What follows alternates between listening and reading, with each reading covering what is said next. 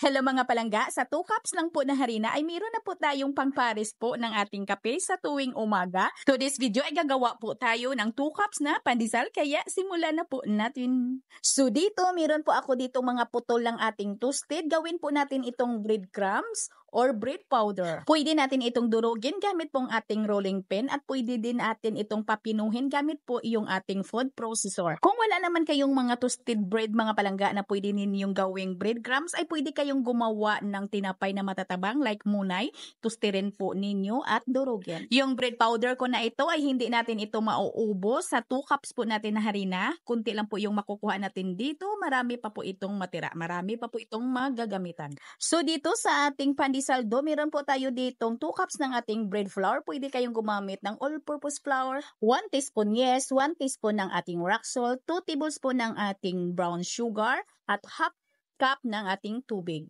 And then tunawin lang po natin yung ating mga dry ingredients bago po natin basain yung ating harina.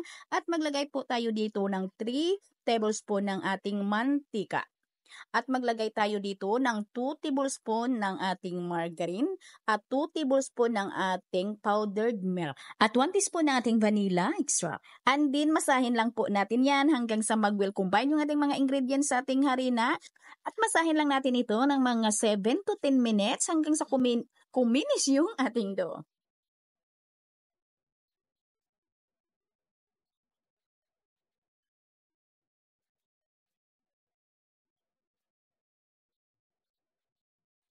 Kung gusto nyong gumawa dito mga palangga ng 1 kilong recipe ng ating pandesal ay ilalagay ko po doon sa ating caption yung ating 1 kilong recipe ng ating pandesal. At nang kuminis na yung aking dough ay diretso ko na ito putulin at diretso ko na figurahin.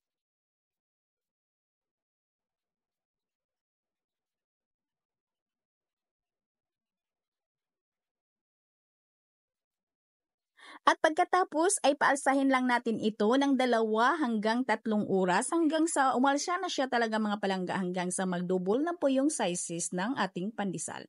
At kailangan po ay mainit na po yung ating oven bago po natin ito isa lang. May preheated oven na 180 degrees Celsius for 15 to 17 minutes. Up and down po yung settings ng ating oven, yung ating init ng ating oven. Ayan, sana masubukan po ninyo ito at nang makagawa na kayo ng pangkain lang.